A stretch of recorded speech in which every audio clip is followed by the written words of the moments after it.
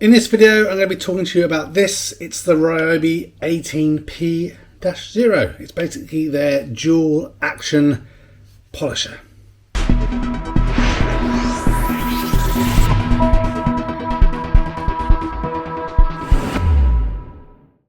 So you join me out here in the garage. I got this Ryobi Dual Action Polisher back, it must be many months ago when it was first released here in the UK. And my plan was to get a really early video up, be one of the first people to review this product. But one thing or another, I never really got time to do it. But I've been using this for quite a few months now, so I feel like I can kind of give an impartial view on whether I think you should get one of these polishers.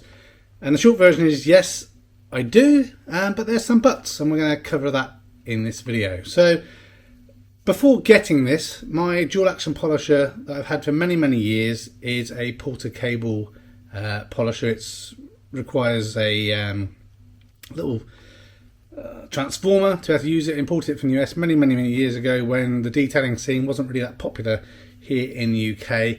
And sometimes I want to do just a little bit of detailing work, but I can't always be bothered to get out that Porter cable polisher. So when I heard that Ryobi were releasing this, I was very excited because I got many of their batteries, and the opportunity to have something that I can literally sling a battery in the bottom and get going with it is just something I was quite excited about. So I'll show you what comes in the box, other than obviously the polisher itself, which is the body only, no batteries. So again, you can use various batteries that I have here, some in the garage, some in the workshop, to basically use with this. So I'll grab the box and then take you through what came inside. Okay, so this is the box that it comes in, standard kind of Ryobi packaging. Obviously we have taken the polisher out already, that I've been using for a fair while now. Get basic Ryobi manual in the box. Again, it's pretty straightforward, there's not really too much for you to be reading about. Then we get a couple of different polishing pads in there. So there's a black one and like a maroon colour. I'll talk to you a bit about those in a moment. And then we have a yellow pad as well. These are all Velcro backed, that obviously then go onto the polishing, the dual action polisher head itself. And then we get a little bit of marking material as usual from Ryobi, telling you about the hundreds and hundreds of products that you can use this polisher, the batteries and all this stuff that they have available. So obviously I'm a massive fan of Ryobi products, if you've seen the videos on this channel already, but like I said, we're talking about the dual action polisher now and these pads. So in terms of the pads that we get, the yellow pad being their polishing pad, so nice soft foam. I will take this out of the bag to show you a bit closer in a moment. I haven't used them because I've got various polishing pads already that I've been using with the polisher, but the yellow one is their polishing pad, I believe.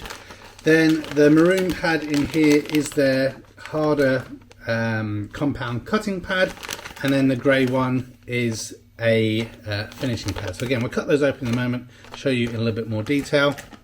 In terms of the dual action polisher itself, in the UK at the time I bought this, it was around £90, obviously body only, so you need to add the battery to it as well.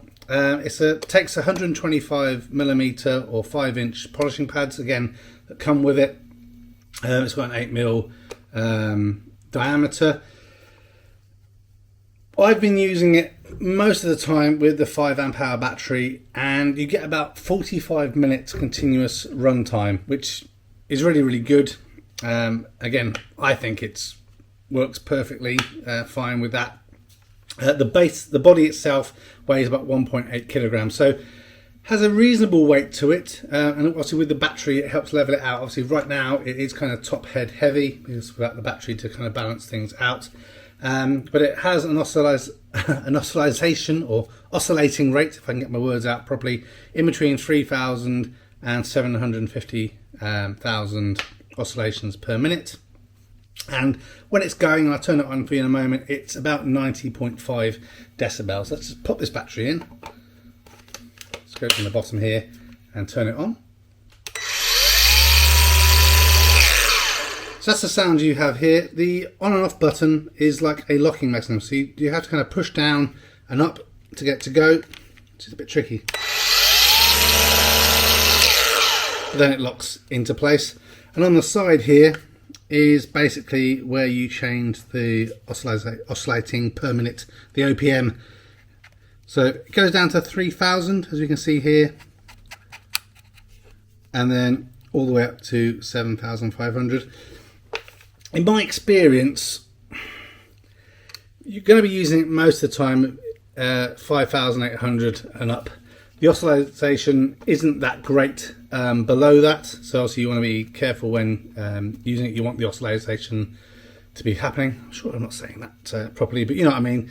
The oscillating head movement is what you want. So most of the time I've been using it at 5800 and above. And actually I'll show you, you can hear just from the sound, once you get past a certain oscillation speed, it doesn't actually increase that much anyway. So we'll start off at 3000 to lock things in. Okay.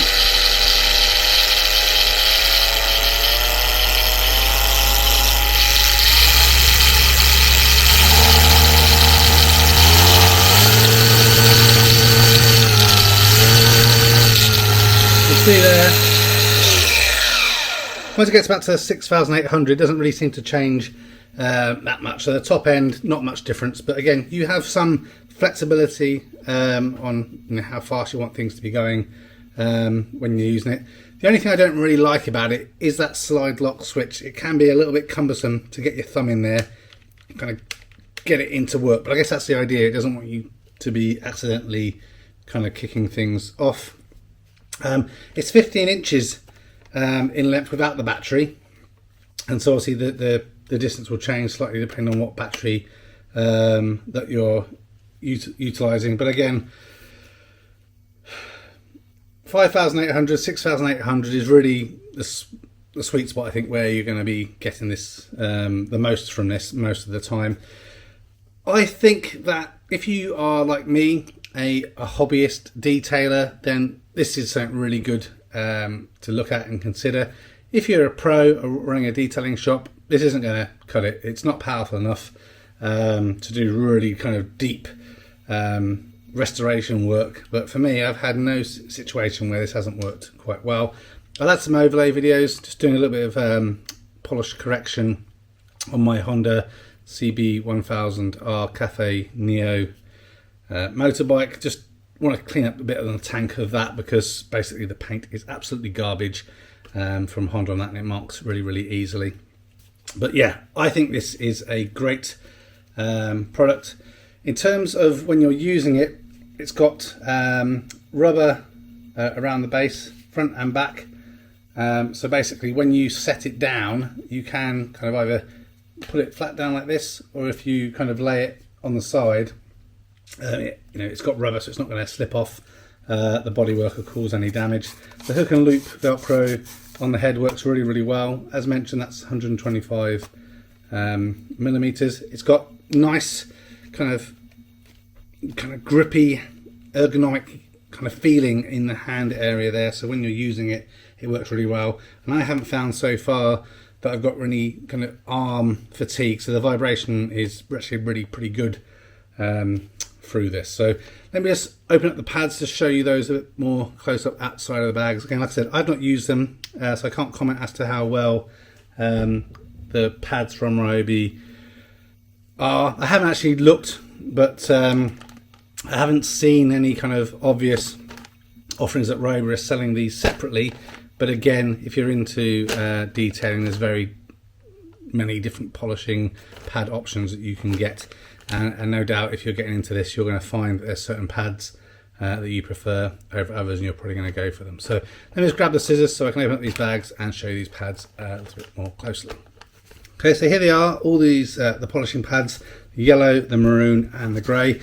So as you saw earlier, the yellow one comes in a little bag on its own, and I believe this is Ryobi's polishing pad. So you can feel from the material, it feels like it's going to be used for polishing.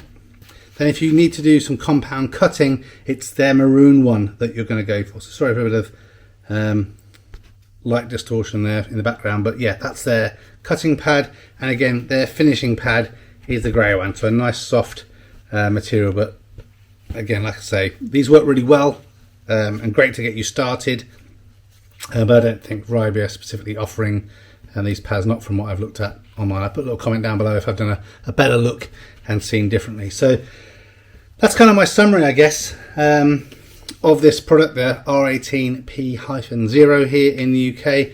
I think it works really, really well.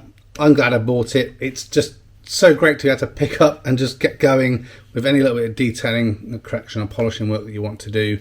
And I'm not going to get rid of the pull-to cable, because I think if I need something more heavy duty and some more kind of rigorous cutting needs to be done, I will reach for that. But 9 times out of 10, I'm grabbing the Ryobi to do my work. So I'll finish this video off with a little video overlay showing me using this and some of my other pads on my Honda CB1000. I'll just do a little bit of paint correction and show you how easy it is to work with. That's actually another thing that I found. Without any cords and cables, you really can get into the nooks and crannies. In the past, I did some polishing work on the exhaust of my motorbikes as well with this, and be able to really kind of get in there. And again, this the top grip piece really enables you to not get too much in the way, but still give it enough support to really grab hold and make good use of this product. So thank you very much, Ryobi, for creating this. I love it. If you're into Ryobi products, obviously, because you've probably already got loads of batteries that you can use with it, but 45-minute runtime on the 5 amp hour is brilliant. But if you're into car detailing, motorbike detailing, or any kind of detailing, then I really recommend you get this. Don't confuse this with Ryobi's other kind of little two-handed polishing pad or buffing pad. This is a more professional tool for detailing. They all have their place, and like I said, if you're a pro, you're probably not going to be interested in this, but for home hobbyists and a non-hardcore detailer like me, then I think this is an absolutely great product. So enjoy the little video at the end. If you have liked this video, please press the like button.